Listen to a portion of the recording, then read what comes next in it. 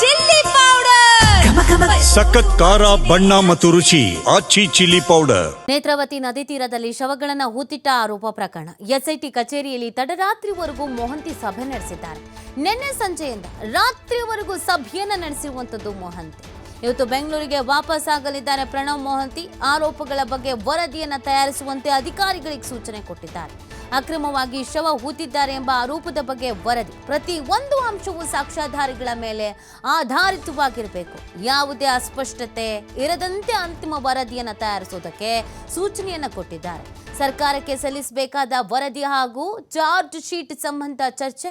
ಇದೇ ವೇಳೆ ಹಲವು ಅಧಿಕಾರಿಗಳಿಗೆ ಹಲವು ಸಲಹೆಯನ್ನು ನೀಡಿದ್ದಾರೆ ಎಸ್ಐಟಿ ಮುಖ್ಯಸ್ಥರು ಅನ್ನೋದ್ರ ಬಗ್ಗೆ ಮಾಹಿತಿ ಸಿಗ್ತಾ ಇದೆ. ನೋಡಿ, ಅಂತಿಮ ಹಂತದ ವರದಿಯನ್ನು ಸಲ್ಲಿಕೆ ಮಾಡುವುದಕ್ಕೆ ತಯಾರಿಯನ್ನು ಮಾಡಿಕೊಳ್ಳಲಾಗಿದೆ ಅನ್ನೋದನ್ನು ಹೇಳ್ತಾ ಇದ್ರು. ಬಟ್ ಅಂತಿಮ ಹಂತದ ವರದಿ ಅಂದರೆ ಅಷ್ಟು ಸುಲಭ ಅಲ್ಲ. ಇಷ್ಟು ದಿನ ನಡೆಸಿದಂಥ ತನಿಖೆ, ಸಾಕ್ಷಿಗಳು, ಇದೆಲ್ಲವನ್ನ ಗಮನದಲ್ಲಿ ಇಟ್ಕೊಂಡು ಯಾವುದೇ ಕಾರಣಕ್ಕೂ ಯಾವುದೇ ಅಸಮಾಧಾನ, ಅಸ್ಪಷ್ಟತೆ, ಗೊಂದಲದಲ್ಲಿ ಒಂದು ವರದಿ ಇರಬಾರ್ದು ಅನ್ನುವಂಥ ಮೆಸೇಜನ್ನು ಕೊಟ್ಟಿದ್ದಾರೆ ಅನ್ನೋದ್ರ ಬಗ್ಗೆ ಮಾಹಿತಿ ಸಿಗ್ತಾ ಇದೆ.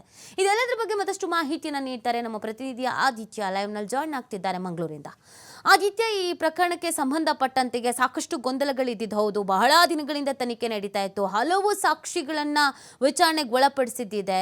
ಆದರೆ ಅಂತಿಮ ವರದಿ ಅಂದ ತಕ್ಷಣ ಎಲ್ಲರ ಕಣ್ಣು ಅಂತಿಮ ವರದಿ ಮೇಲಿದೆ. ಸಲೀಸಾಗಿ ಒಂದು ವರದಿ ಕೊಟ್ಬಿಡೋದಕ್ಕಾಗಲ್ಲ. ಅಸ್ಪಷ್ಟತೆ ಅನ್ನೋದು ಇರಬಾರ್ದು, ಗೊಂದಲ ಅನ್ನೋದು ಇರಬಾರ್ದು. ನಾಳೆ ದಿನ ಯಾರು SIT ಕಡೆಗೆ ಬೊಟ್ಟು ಮಾಡಿ ತೋರಿಸಬಾರ್ದು, ಆರೋಪಗಳು ಇರಬಾರ್ದು. ಸರ್ಕಾರಕ್ಕೂ ಕೂಡ ಏನು ಇರುಸು ಮುರುಸು ಆಗಬಾರ್ದು, ಒತ್ತಡವೂ ಇರಬಾರ್ದು. ಹಾಗಾಗಿ ಏನೆಲ್ಲ ತಯಾರಿಕೆ ಮಾಡ್ಕೊಳ್ತಾ ಇದ್ದಾರೆ ಈ ಅಂತಿಮ ವರದಿಗಾಗಿ, ಎಷ್ಟೆಲ್ಲ ಟಾಸ್ಕ್ಗಳು, ಚಾಲೆಂಜಸ್ಗಳನ್ನ ಎದುರಿಸ್ತಾ ಇದೆ SIT ಟೀಮ್ ಅಂತ?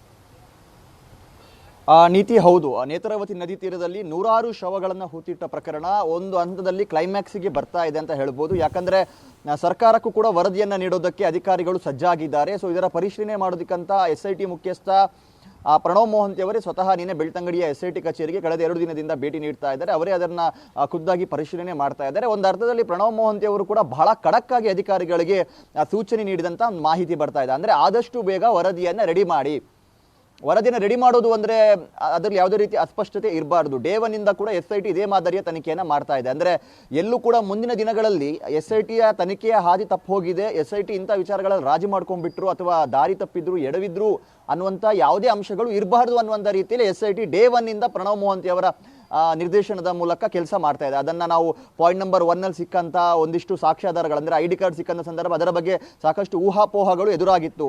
ಇದು ಅಲ್ಲಿ ಶವಹೂತ ವ್ಯಕ್ತಿಯದ್ದೇ ಸಿಕ್ಕಿದೆ ಅನ್ನುವಂಥ ರೀತಿಯಲ್ಲಿ.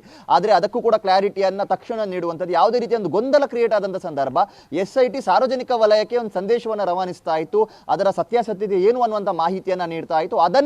ಅದೇ ಮಾದರಿಯಲ್ಲಿ ವರದಿಯನ್ನು ಕೂಡ ತಯಾರು ಮಾಡಿ ಯಾವುದೇ ರೀತಿಯ ಒಂದು ಅಸ್ಪಷ್ಟತೆ ಅದರಲ್ಲಿ ಇರಬಾರ್ದು. ಮುಂದಿನ ದಿನಗಳಲ್ಲಿ ಇದು ನಮಗೆ ತಿರುಗುಬಾಣವಾಗಬಾರ್ದು ಅಥವಾ ನಮ್ಮತ್ತ ಯಾರೋ ಬೆರಳು ತೋರಿಸಿ SIT ಅವರು ಎಡವಿದ್ರು ಅನ್ನುವಂಥ ರೀತಿಯ ಮಾತುಗಳೆಲ್ಲ ಬರಬಾರ್ದು. ಇದಕ್ಕೆ ಯಾವುದೇ ರೀತಿಯ ಆಸ್ಪದವನ್ನು ನೀಡಬೇಡಿ. ಹೆಚ್ಚಿನ ಸಮಯವನ್ನು ಈ ವರದಿಯನ್ನು ತಯಾರು ಮಾಡೋದಕ್ಕೆ ಮೀಸಲಿಡಿ. ಅದರ ಬಗ್ಗೆ ಹೆಚ್ಚಿನ ಗಮನವನ್ನು ಕೊಡಿ ಮತ್ತು ಚಾರ್ಜ್ ಶೀಟಿಗೆ ಸಂಬಂಧಪಟ್ಟ ಹಾಗೆಯೂ ಕೂಡ ತಯಾರಿಗಳನ್ನು ಮಾಡ್ಕೊಳ್ಳಿ ಅನ್ನುವಂಥ ರೀತಿಯ ಸೂಚನೆಯನ್ನು ಪ್ರಣವ್ ಮೊಹಂತಿ ಅವರು ಕೊಟ್ಟಿದ್ದಾರೆ. ಯಾಕಂದರೆ ಸರ್ಕಾರದಿಂದಲೂ ಕೂಡ ಪ್ರಣವ್ ಮೊಹಂತಿ ಅವರ ಮೇಲೆ ಸಾಕಷ್ಟು ಒತ್ತಡ ಇದೆ. ಅಂದರೆ ಆದಷ್ಟು ಬೇಗ ವರದಿಯನ್ನು ನೀಡಿ ಅಂತ.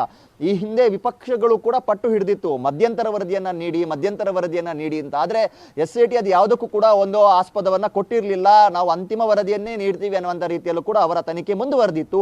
ಆದರೆ ಈಗ ವರದಿ ತಯಾರಾಗೋ ಹೊತ್ತಿನಲ್ಲೂ ಕೂಡ ಈಗ ವಿಚಾರಣೆ ತೀವ್ರಗೊಳ್ತಾ ಇರೋದನ್ನು ನಾವು ಗಮನಿಸಬಹುದು. ಅನೇಕ ಜನರ ಹೇಳಿಕೆಗಳನ್ನು ಪಡಿತಾ ಇದ್ದಾರೆ. ಹಾಗಾಗಿ ಈ ಚಿನ್ನಯ್ಯ ತಪ್ಪೊಪ್ಪಿಕೊಂಡಿದ್ದು, ಆತ ಸುಳ್ಳು ಹೇಳಿಕೆಗಳನ್ನು ನೀಡಿದ್ದು, ಆತನ ವಿರುದ್ಧ ಇರುವಂಥ ಆರೋಪಕ್ಕೆ ಸಂಬಂಧಪಟ್ಟ ಹಾಗೆ ಈಗ ವರದಿ ತಯಾರು ಮಾಡೋದಕ್ಕೆ SIT ಅಧಿಕಾರಿಗಳು ಇಳಿದಿದ್ದಾರೆ.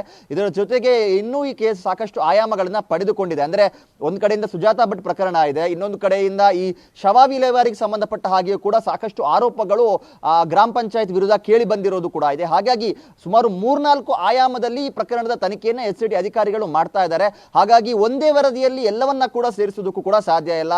ಹಾಗಾಗಿ ಚಿನ್ನಯ್ಯನ ವಿಚಾರಕ್ಕೆ ಸಂಬಂಧಪಟ್ಟ ಹಾಗೆ ಮತ್ತು ಸುಜಾತಾ ಭಟ್ ಪ್ರಕರಣದಲ್ಲಿ ಏನೆಲ್ಲ ಡೆವಲಪ್ಮೆಂಟ್ಗಳಾಯಿತು, ಇದಕ್ಕೆ ಸಂಬಂಧಪಟ್ಟ ಹಾಗೆ ಈಗ ಒಂದು ವರದಿಯನ್ನು ತಯಾರು ಮಾಡೋದಕ್ಕೆ ಅವರು ಮುಂದಾಗಿದ್ದಾರೆ. ಇದಾದ ಬಳಿಕ ಮುಂದೆ ಚಾರ್ಜ್ ಶೀಟ್ ಸಲ್ಲಿಕೆಗೂ ಕೂಡ ಬೇಕಾದಂಥ ಎಲ್ಲ ತಯಾರಿಗಳನ್ನು ಮಾಡ್ಕೊಳ್ಳಿ ಅನ್ನುವಂಥ ರೀತಿಯ ಸೂಚನೆಯನ್ನ ಪ್ರಣವ್ ಮೊಹಂತಿ ಅವರು ಸದ್ಯ ನೀಡಿದ್ದಾರೆ. ನೀತಿ.